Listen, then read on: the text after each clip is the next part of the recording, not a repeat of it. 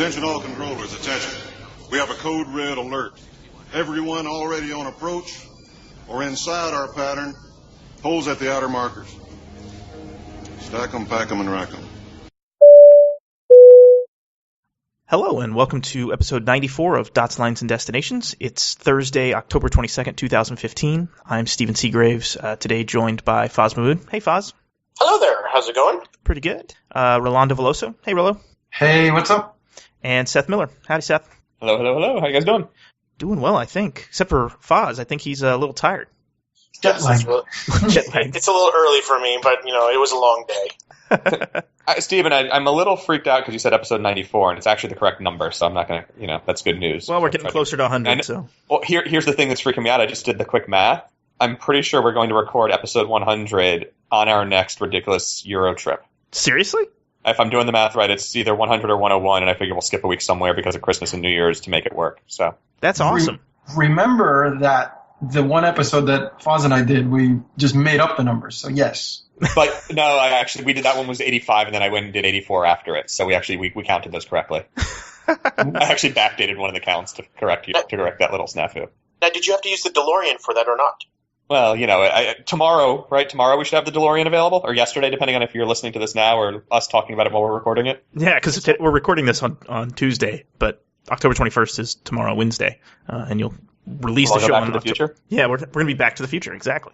Apparently, Uber's giving away free DeLorean rides in Manhattan tomorrow. Are you going to go hunt that down? No.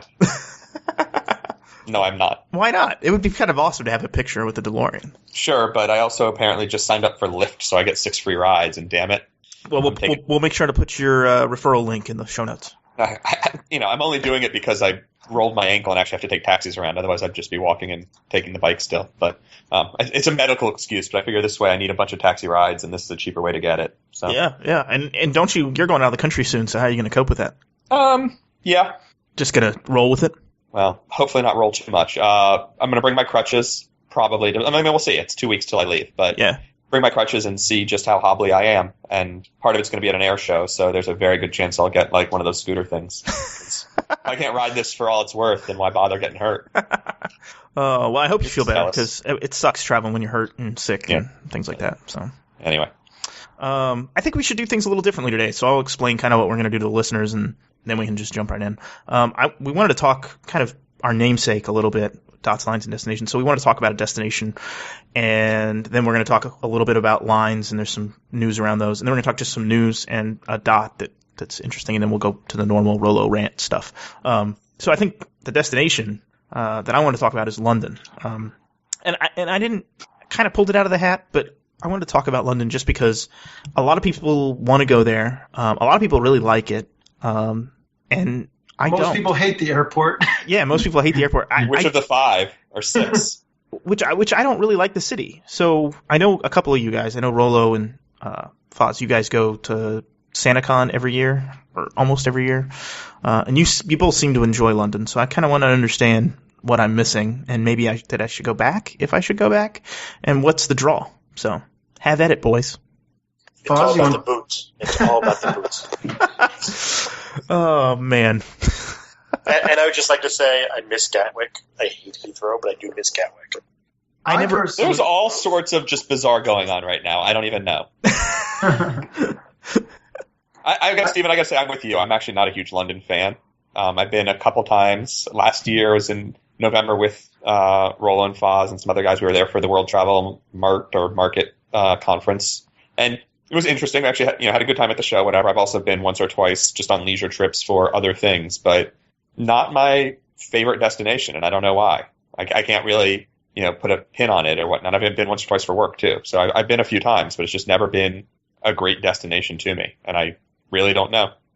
I mean, for me, I think part of it could be that I came from a former British colony. At least that's where my roots are, so maybe I deep down inside I'm a limey. For me, I always have a good time when I go there. There's always good food.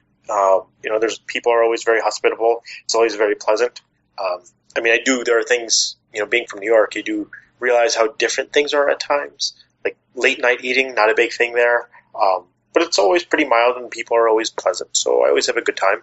Is there anything crazy about it? No. But I think all in all, it's a good experience, and for me, it's consistency. So, Foz, what do you do? Like do you go see the sights? Are you seeing like a show? I mean, what do you do? Because the thing with New York is I can go see a show on Broadway if I wanted, or I can go to Coney Island, which I wouldn't do. But there's things I can find something to do. It's whenever I go to London, I always find like I have trouble finding something to do. Like I can see the sights anywhere, right? I mean, that doesn't take very long. The thing that I do most is just walk. Yeah. The architecture there is pretty amazing. I mean, one of the things I really do appreciate about London is even when they build buildings, they maintain the facades of the original building, build a whole new building behind it, and then keep the facade so it looks like the building is 300 years old, but really it's been gutted and rebuilt a few times. And there's amazing architecture, and that's something I do definitely appreciate. So I could spend days walking around London just eating my way through, snacking my way through from shop to shop and be perfectly content. I've gone and seen shows. I'm not adverse to that. And obviously there's SantaCon where you basically go on a pub crawl dressed up as Santa Claus. So how can you go wrong with that? I guess I'm going to have to go with you sometime then, because I'm interested in – I like food. I mean, that's the biggest draw for me when I go somewhere is usually the food. So I'm interested. Yeah, and I'll give you credit on the architecture thing, right? I always love like going to Europe and having them mock us for what we consider history. Where their new things are 400 years old and their old things are older. But I don't know, like I walk around in New York too. I feel like, I guess, I don't know, maybe it's just that I don't like visiting other cities because I live in one, and when I go on vacation I want to do something different. That was perfectly timed. The bus? Yeah, that was great. Well, I'm just waiting for my turn because I was making some notes on my London experience. I just love the bus when Seth is talking about the city. That's great. Well, it's a double-decker bus because it's red also, so it passes by. That drives through New Jersey for you. Yes. It's the Big Apple tour bus or whatever, those Greyhound bus. Then you hop on, hop off. What's your thoughts, Rollo? Well, to me, it's funny because I've been to London so many times for various reasons, like Seth said, for like the travel show and that stuff. And I just feel very comfortable there. Like it's almost like an extension of New York. Like there's so many people that work in banking there. So there's just so many Americans. Like I don't know, it just feels like New York to me with just like a picturesque kind of setting, like with the architecture and the way the buildings are. I just love walking around in London. Like there's just at all times, except when it's raining, but even in the winter and stuff, it's just really cool to see and like people watch, sit down, at a pub or something and just hang out. And the food scene is amazing. I mean, it's the restaurants that are there are great. I don't know. I feel like every time I go to London, I find something new, some new restaurant to try, or even a new bar. Like they kind of have the same kind of, cocktail scene that New York has, where they're always coming up with something new. I don't know. Those are the kind of things I like to do. I love to shop in London. It's funny because I play soccer, and not only do I like London to go to watch games, but I always buy all my soccer cleats, boots, whatever you want to call them. And even though the prices are in pounds, they're cheaper than they are here, and there's just so much variety. The other thing is the theater stuff. I've seen so many shows there. I mean, even the one, Foz, weren't you there when we went to see was it Priscilla or something? Yes, I was there. Yeah, so, I mean, it's, I don't know, I guess it just feels so close to New York, but it's like a different world, yet it feels the same. And it's just so easy to get around. And there are some things to see. I mean, there are great museums. You have like the bridges, the tower, so for anybody to even just get away for a weekend, you could do so much. I don't know. I really enjoy it. I don't look at going to London as a vacation. That's the thing. I've been there so many times. And I tell people that are going to Europe, if they're going to be nearby, it's like, okay, stop in London for 2 days, maybe on your way there or on your way back. Then it's kind of cool to, cross the English Channel in the train. I think it's not like, especially for us, we've been to so many places, but I think it's just a place that people have to go, and you're either going to fall in love with it and want to go back to it, or you say, okay, I saw London, and take it for what it was, and then move on next time, see a different city. Yeah. I mean, I will say I did have on one of our holiday trips with my wife, we actually had a really great day one day, and to me, it was sort of like a challenge. Can I do something weird and different? And our challenge was visit London without ever getting on the tube and without taking a taxi. So we actually used the ferries up and down the river to actually do a full-on tourist day, and never got on the tube, never got in a taxi, and actually partly because of the kitsch of like trying to do something different, but also just because we ended up doing really good things, actually had a great day out of it.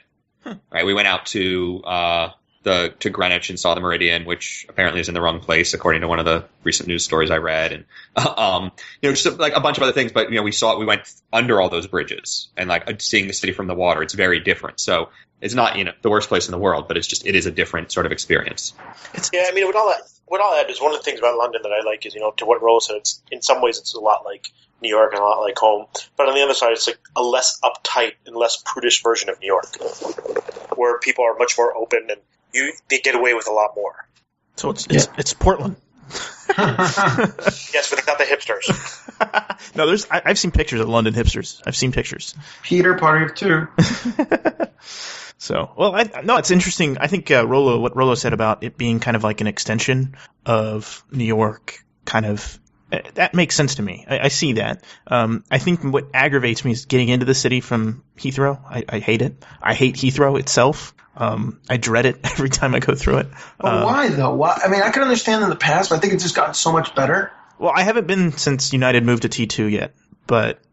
Wait, that's a terminal part. You still have an hour to get to central London if you take the tube. Yeah. Or you pay $50 for the express and still end up in Paddington and figure out how to navigate from there. It's still a pain to get from the airport into the city. Yeah, it's just time consuming. So I understand. That is always the worst part of it. Am I the only one who thinks like that's just normal because I live in New York? I was going to say the same thing. Getting home from the airports here is just as bad. I mean, an hour is annoying, but that's the least of my concerns with it. Like, I got on the tube and I ride and whatever. I show up at the station I'm supposed to be at. As good as I am at figuring out mass transit, I still have trouble with the tube system and figuring out which way the lines are going and what they all are. But I'm sure I could, learn if I paid attention more. But last trip I tried not to use it. So. Well, I think that what annoys me is that it is a little confusing. It's overly confusing for what it should be. I mean, you have the different things. You have the express. You have all these different lines and everything that go to Heathrow. I think that's confusing. I think when it stops at Paddington, and you're not actually in central London. That's really confusing because you're like, wait a second, I just got on the train for 45 minutes and now I'm not anywhere close. Well, you're close, but you know what I mean. It's 15 minutes, not 45 on the express. Is it? Oh well, how much do I have to pay for that? Like $50. So I get what you're saying. Better than the $50 I pay for a taxi from JFK, which is really $70. I mean, I get what you're saying, Seth. Like, it's the same type of thing. It's the same thing that you would get in, say, San Francisco, which it's not as. I just think the BART smells. That's the biggest annoyance. But it's the same. It's all public transit systems are sometimes slow. Like at Chicago, the Blue Line, depending on what's going on the Blue Line, it could take you an hour and 15 minutes to get into downtown Chicago. Yeah, but it's like $6, not $50. Yeah, true. It's very true. Right, BART is like 20 or 15 or something like that, so it's not as cheap. Yep. In JFK, depending on which train you take, is 8 to 15. I mean, DCA is probably the easiest, but that's also like a tiny little airport that's barely international. Well, it's like Portland. Portland's east. It's 40 minutes and it's $2.50 or whatever. I don't know. You pick me up when I go to Portland. It's way easier. But I mean, I think that's what annoys me is when I get off the plane, it's like I want to be in London and then I'm not in London. And so that's a tiny complaint. But then the city, I just haven't found that interesting. But you guys are lighting a little bit of interest in me. So, Well, if we're going to talk about the cities, don't you like Tokyo? Me? Yeah, I thought you liked Tokyo. I've never been to Tokyo. Oh, okay. All right, because I was going to say it takes like 2 hours to get from the airport. Yeah, I was thinking the same example. Tokyo is a disaster transit-wise from Narita. Right, if you can get that flight into Haneda, it's not so bad. But Narita is in the middle of nowhere. Well, I can just tell that when we're flying in there. I look down, I'm like, there's no city around here. Yeah. You're like 80 kilometers from downtown. It's ridiculous. And they have to decouple the train sometimes if you're going past the station. So I think that kind of leads to some stuff that's going on in London that's interesting to me, at least, is Malaysia. There's been some stories about Malaysian Airlines switching up their route network. Long rumored since the sort of the crashes and whatever and like the complete failure. So this is not new news, but still seems more likely than ever. Yeah, and I think what's more interesting is that there's been talk of dropping some of the destinations in Europe as well as changing what flies to London Heathrow. So there's talk of dropping the A380 and putting the A350 on the flight on the London Heathrow flights. I think that's interesting for a couple of reasons. One, I think it means they get rid of the A380 completely. I think it goes away completely. Which they've been supposedly talking about, but... Yeah, I mean, and so what happens to used A380s? Do you think? I mean, this is a situation that's never happened before with the A380. No one's. I guess Transaero. We could talk a little bit about that because they bought some, but haven't done anything with them. So, I mean, what do you think, Seth? I mean, this is kind of unprecedented type stuff. Yeah, it's a good question. I think what happens with the A380s is they go sit in a desert somewhere. It's not clear to me that anyone wants them. And so that's going to be an interesting challenge for Airbus, especially as they're still talking about the re-engine option and if they're going to sell more and whatnot. And I think Boeing's caught a lot of flack lately for, is the 787 going to ever be profitable? Is the 748 ever going to be profitable? It's unclear that the 380 ever will be either. And that's an interesting challenge for them. But I don't think that there's anything to do with used A380s at this point. I don't think there's a market for them at all. Yeah. And what's interesting to me in that context is just sort of, it's a super cheap plane to operate if you can fill it, right? The CASM, the cost per seat mile, is stupid low, especially when you put enough coach seats in it that, you basically are cranking it up. So, which obviously increases seat miles, but the cost just goes down ridiculous. Like you can make a ton of cash, but you've got to be able to fill it. And Emirates can do that with its great connection points. It seems like partly because they have so many and have just sort of decided to take over pricing, and subsidy or not, they're doing crazy things. But it almost seems like the Middle East, as it has become the sort of connection point for the world, has changed the economics significantly, that it's unclear what other airlines are going to be, or, what other regions are going to be able to field airlines that can handle that sort of volume and flow. Yeah. I read a story. It's funny because I don't know what we were talking about but I kind of I started looking into it. And I guess the first A380s that come off lease are from Singapore in 2017. And whoever, I don't know if it was Airbus or whoever, somebody hired a company to come up with a strategy, I guess, to sell them into an Asian market for as low cost carriers. I guess they're working on a strategy and figure out what the pricing would be. And they figured they have until 2017 because Singapore is probably going to return them and not add more. I guess they're probably going to send them back and then get A350s or whatever whatever else they're going to get. Well, yeah, I mean, right, and that's the other thing is Singapore. In addition to those, I don't know if you guys heard Richard Anderson, Delta CEO, during the Q&A on the company earnings call earlier this week, basically said something to the effect of, "We know that Singapore has dozens, if not scores, of 777s coming off of lease also, and they're young ones. Like, again, Singapore looks to replace planes after 10 or 15 years, not after 30. And so young 777, 200s, and 300s that are coming off of lease." And he said he expects to be able to buy them the equivalent of basically pennies on the dollar. He was tossing around like 10 million per frame or something like that. I think it was some stupid low number. I could go buy one at that price. I mean, not really, but when DLD Air decides to launch, I think that should be the model we go after. But none of those are ERs. The only ERs they have are the 300s, from what I understand. So what would Delta do with those? No, they have ERs. Their fleet was always split. They had the 72s and the 72 ERs that they used to split on their long haul routes. I didn't think the 2s were ERs. I thought they were still A's. No, they always had split fleet because some of them had the regional product and the other ones had that Skybed or Spacebed or whatever they used to have. Yeah, they do have some 200 ERs. I'm looking it up now. They have some 300 non-ERs and some 300 ERs. I'm trying to see if I see any 200 non-ERs on the list. Yeah, all the 200s are ERs, and there's about 15 or 20 of them. There's 10 or so 300 non-ERs, and then another 20 300 ER, going back to 2001 or so. So some of them are getting to be 15 years old. The answer, what I would have said if there were some non-ERs in the 200 series, I would have said Europe. JFK Europe could handle that no problem. Right? You can still ETOPS them, and they still got that range for most of Western Europe, and so Delta could have done some damage with that. But aren't they really looking to displace the 7.4s before anything else? Because that wouldn't be a good fit for the 7.4. Correct. Absolutely. And so I don't know if that means they're taking the 300 ERs. I mean, the oldest of those Singapore has goes back to 2016. So that's the 10-year lease coming up soon. But what would Singapore replace the 300 ERs with? Because those are pretty much the backbone right now for long haul. A350s. They've got 67 on order. Okay. Including 7 new A350-900 ULR or ULA, whatever, the long haul ones that just was announced a week or two ago. So and so we kind of getting off topic, but that's the ones that they're talking about using for bringing back Newark, Singapore, and LA, Singapore, right? Yeah, and I don't think that's off topic. We're talking about lines, and those are lines. Damn it! I thought I made a great segue, and you're now calling me out for it. No, Seriously. I'm sorry. I quit. Forget it. I'm out. He's out of the program.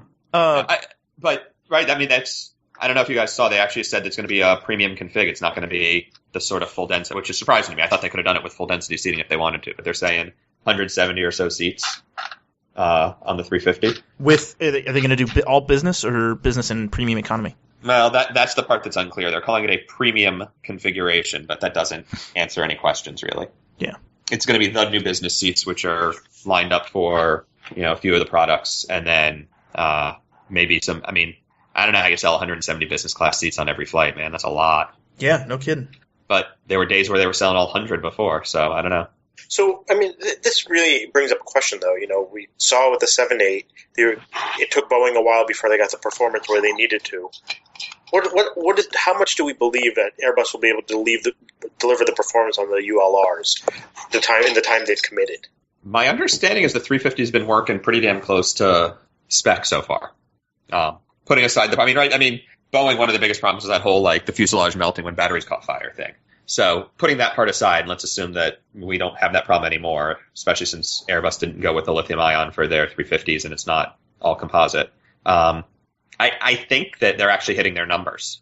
There are some tweaks and some changes to aerodynamics and engine things and some of the fuel system stuff, but I think that those are relatively small potatoes for what needs to happen. So, I mean, the ultra long haul, I'm sure the 350 is doing well, but the ultra long haul is a whole new dimension in some ways. Yes and no. I think that's one of the interesting things about it. Is right, it's not a new frame. There's really very little tweak to it, other than changing some of the structures so it can be a little heavier for takeoff, and giving it, I said some aerodynamics tweaks, which is minor changes to some of the wing structure, I think, and then really it apparently has to do with changing settings on the fuel tank system so that they can fill them up more than they otherwise normally would. It's this weird, but it's not adding extra tanks. It's tweaking the ones already installed so they can carry an extra 16,000 liters of fuel or something stupid like that. Or gallons. I know they think, or increasing it 16%. It was something 16 is on my mind for some reason. But anyway, it's a weird thing, but I don't think it's a true re-engineering of the aircraft to meet those needs. I think it's actually a relatively simple set of tweaks. So maybe I'm naive and listening to marketing too much, but it seemed pretty easy. When did they say they could deliver that by? 2018. 2018. Interesting. So obviously it's not trivial. It's going to take them 2 more years to get there, but 2.5, but still. So we're talking about, you're talking about A380s coming on to the used market, and you're talking about a bunch of 777s from Singapore coming on to the used market. And I think there's other carriers as well. I mean, ANA has a fleet of aging 763s that I'm sure someone wants. Delta loves the 763. They love them. They love them. So it's the used aircraft market's kind of picking up again. And with Delta's strategy of buying old planes, I guess the time is ripe for them. I want to know if United will get in on the Singapore 300ERs when they come up, since they're going to be picking them up anyway. Okay, so that's one of the questions is how much is United paying for these new ones that Boeing is desperate to sell to keep the line alive until the 77X comes out? Because those are all coming out next year. But is this 10 the first step towards United growing that part of the fleet?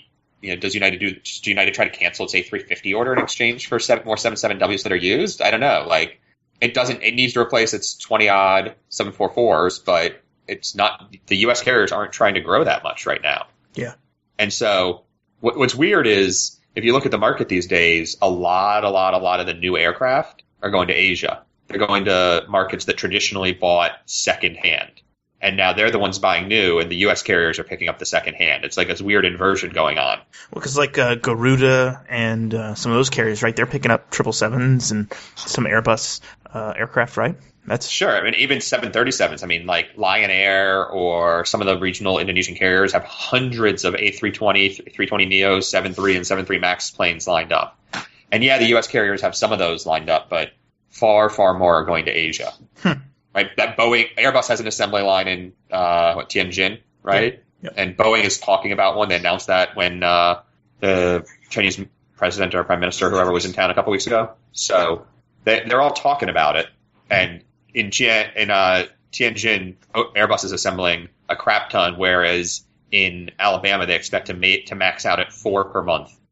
That's for domestic U.S. For North America. They're willing to put them to Canada. I think even Mexico maybe. But right, they're saying 4 per month is the target, and 8 is the max the building can handle, with some modifications. So that's a relatively low pace considering Hamburg does like 20, I think. Or like the whole fleet or the whole line, the whole assembly line globally is supposed to be able to do 60 something. So wow. 4 of those is the North America count. So like the rest of the world is really doing a ton more. Yeah. And so it's interesting we talk about it because we talk about U.S. growth. United mentioned or announced that they're going to start flying San Francisco, Auckland, San Francisco, Xi'an, China, and San Francisco, Tel Aviv. And those will all be coming. We'll put the link in the show notes for the dates and stuff. But those are all going to be on 787s, correct? Yep. And so those 787s are coming from Houston for the most part, and they're being backfilled with 763s and 777s, I guess, looking at the schedule. So they're growing the market, and they're also still taking delivery of some of the 787-10s, right? Or -9s, sorry. United is taking delivery of -9s, but I think United, after early next year, maybe has 3 more, and then has like a pause in deliveries. I think they're sort of bulked out their 787 fleet at this point for the most part. Yeah, and because some of what's happening is that some of the Chicago Asia routes they're pulling the 744s off those, moving them. They're retiring a couple. Yeah, they're retiring a couple. They're moving some back to San Francisco, and pretty soon, I think eventually, sometime in 2016, Narita and Seoul both completely go away from the 744. So you're seeing. It's amazing to me that Narita will. Yeah, and it's crazy, right? And China will stay 744 for a while, Beijing and Shanghai. Right. I mean, what's interesting about that is China, you've got frequency limits by treaty. Narita, you've got limits by slots. So both of those are limited markets. So I think those are where the biggest planes have to stay as long as they can, just for a volume perspective. Yeah. But do you think they could switch over and do the 744 on Haneda? Because that wasn't mentioned in the release. Haneda wasn't. I don't think there's enough demand for Haneda because it's point-to-point market. Yeah. As opposed to onward connections through Narita. Yep. And those flight times are very challenging. Clear for takeoff. No, that's true. So there's a lot going on with planes and routes, and you're talking about it's a lot of money, and in a market in the United States at least where I'd say it's kind of weak, or at least some of the business travel stuff is weak right now. Well, I mean, speaking of Haneda, did you guys see after Delta had to give up its slot for American, it's now fighting American to get the slot back because American hasn't started service? Yeah, I saw that. Do you think anything's going to come of that, though? No. I don't think they have an argument. Well, they have an argument, but it's a shitty one. Yeah, true. Other routes. So Delta and Atlanta Havana, they've filed this route, right? But they can't sell seats on it legally. Right. Okay. Saturday service for like March through August. But you can't buy it. No, they can't sell it. It's on the published timetable though. If you go and look, it's out there. OAG's got it in the schedule. So I'm convinced we need like a sound clip for the dartboard. So every time we have one, we can play the sound clip. But what would that sound like? Like a missile strike or something. or a dart hitting a dartboard. You would not be good as a Foley artist, Foz. Sounds are always something different than what they actually are. It's probably makes the most sense for if the routes are ever allowed, if they can sell them as non-charter. They're not running this as a charter, right? It's not in the charter flight numbers. So do they know something we don't? Like, is Havana going to open up here soon?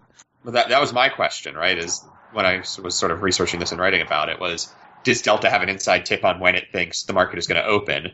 All the public reports say the last meeting, which happened a couple weeks ago between the Cubans and the Americans, did not result in a deal, and that there's no timetable for the next meeting to happen, much less anything else to be decided. But they're doing something for a reason. Yeah, no kidding. Maybe they're just putting it in the system so it's ready to go as soon as it is announced. They can start selling it. That's the only thing I can think of. But it doesn't take very long to file a route. I know. That's the part I don't understand. Is like, what are you signaling by putting this on the schedule. Yeah. Bragging Is it right by saying you were the first one. Okay. Inaugural. The inaugural filing of a commercial service that can't operate. And I mean, to be fair, they also filed a bunch of Love Field routes that they never flew, right? True. Well, they filed a lot of routes over the years, like JFK, Gothenburg, God knows how many other secondary markets they've announced over the years. But this is what Delta does. They announce it, they see if they have interest or not, and then they decide if they keep it or not. Yeah, which, as business goes, I mean, it doesn't cost them much. It's actually probably the cheaper way to do it than actually launch it, see what you can actually fly the route and see if they can actually get people on it. That's true. I mean, if the biggest problem they run into is that a bunch of us make a joke about something called the Delta Dartboard, I think they're doing just fine. Well, and like United talked about Houston Havana service, and even JetBlue had talked about. I don't remember where they were going to run theirs out of, but they had all talked about it. And of course, American mentioned Miami, but they haven't actually put anything on the schedule yet. Right, and remember, I mean, someone was suggesting that this is familiarization, so Delta can start getting in the charter business, get the brand awareness out there, because apparently there's a lot of Cubans trying to buy flights and need to understand who the airlines are, which I don't quite buy, and a few other things. And I know, having talked to some people at JetBlue, a big part of why they're in the charter, they got charter service now. They fly out of JFK once or twice a week. Mm-hmm. JetBlue does, right? Yeah. Yeah. And one of the reasons they did that was to get set up on the ground with the operator in Cuba, right, and understand what it takes to get the gate operations and handle ground handling and deal with all the things like the fact that basically every passenger wants to bring 400 pounds of checked baggage with them and all these other things. And it's like a cargo. And so in addition to all that, they make apparently a ton of money because everybody pays full fare and everybody pays for bags because it's so heavy. But a big part of it is just planning for the future.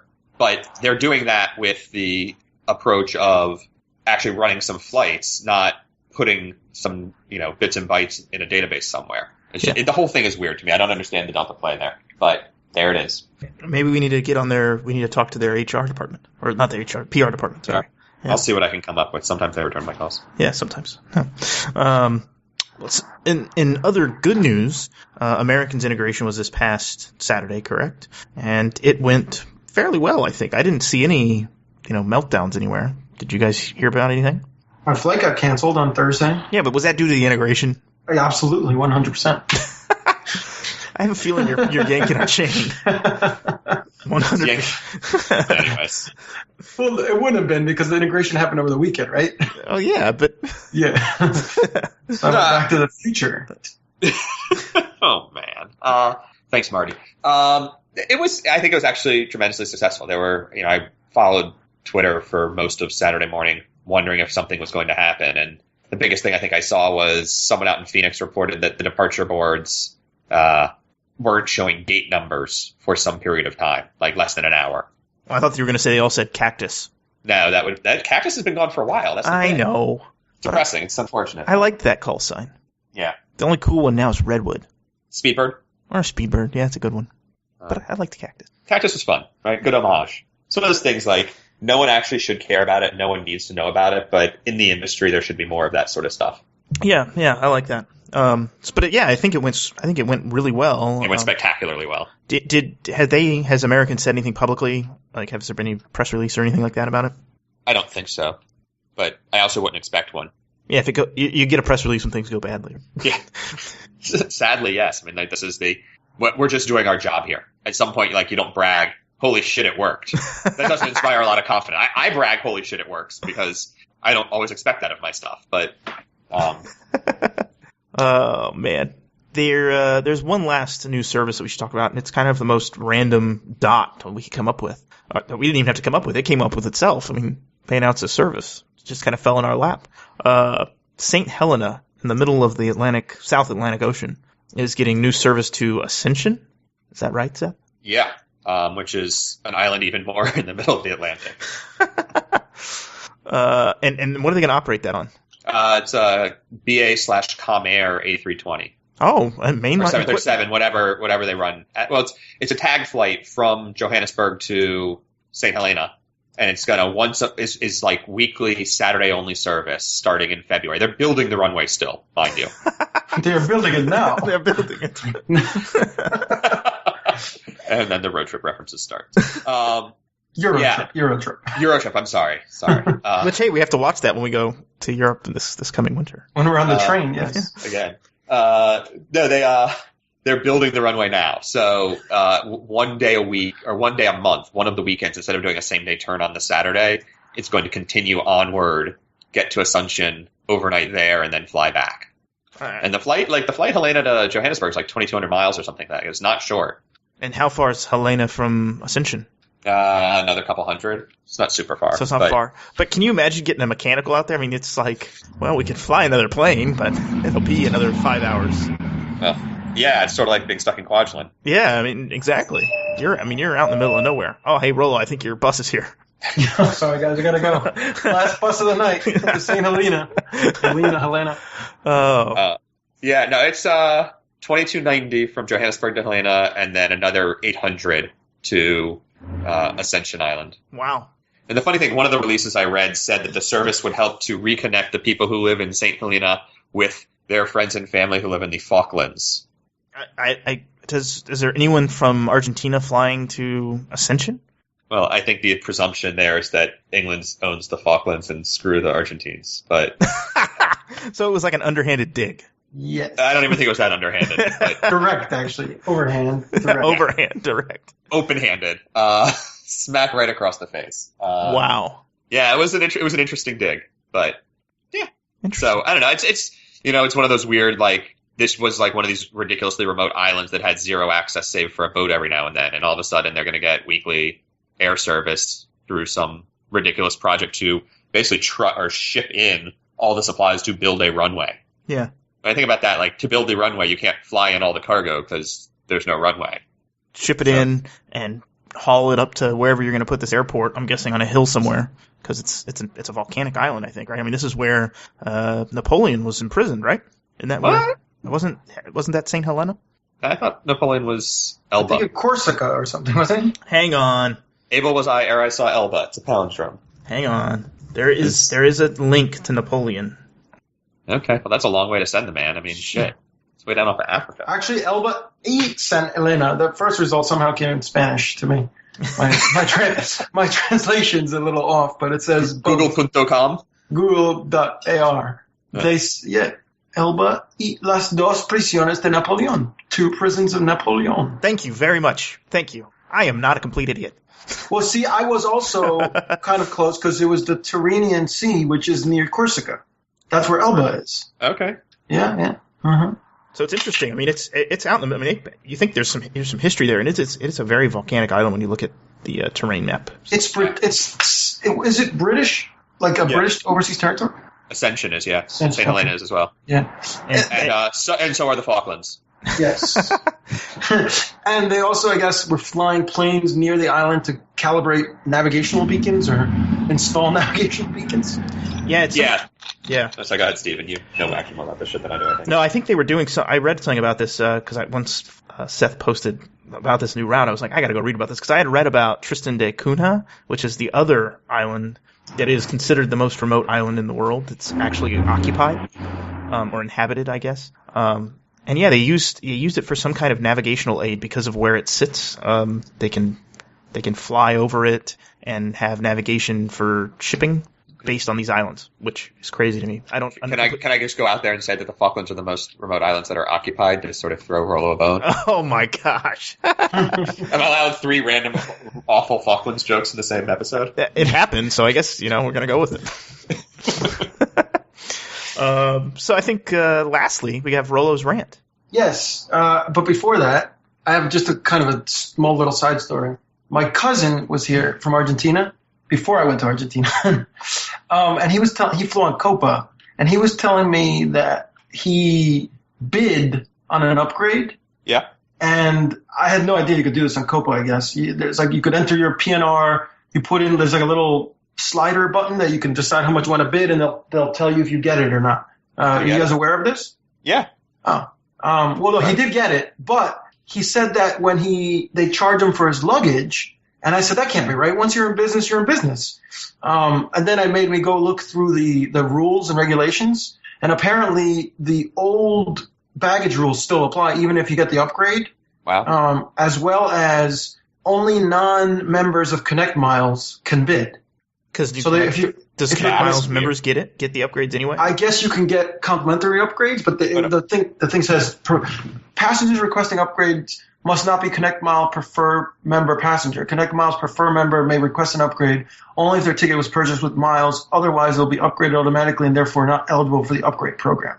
I wonder if they're actually blocking upgrades, if they're processing the CPU, the U, or whatever you want to call it, the UDU, the free Before ones first. bidding, Yeah, which would be shocking to me. I doubt it. I absolutely 100% doubt it.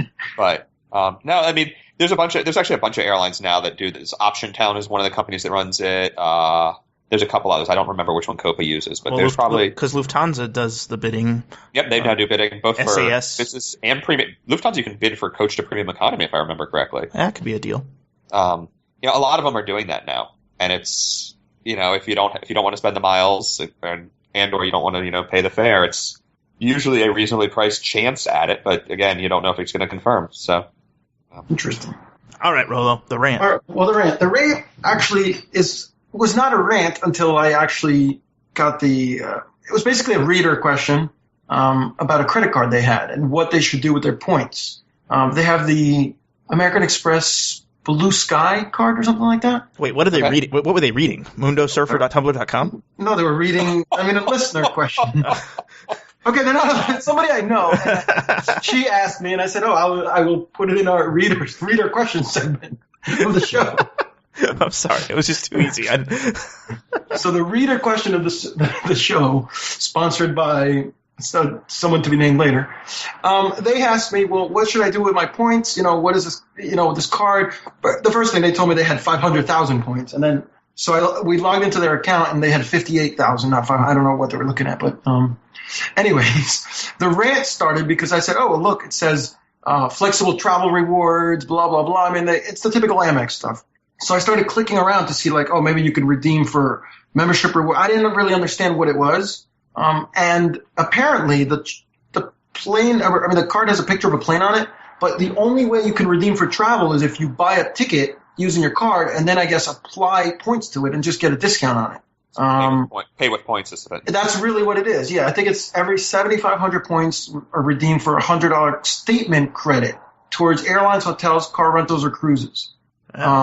So I don't know. I was just very unhappy about this card and how basically they advertise it as a travel card, but you really are only getting statement credit. You can't even get, anything else. It's the other stuff is the typical, gift cards for, I don't know, Cheesecake Factory or a portable hard drive for 1 million points or stuff like that. But we'll put a link in the show notes for the Chase Sapphire Preferred. It's going to be a referral link. You can click on that.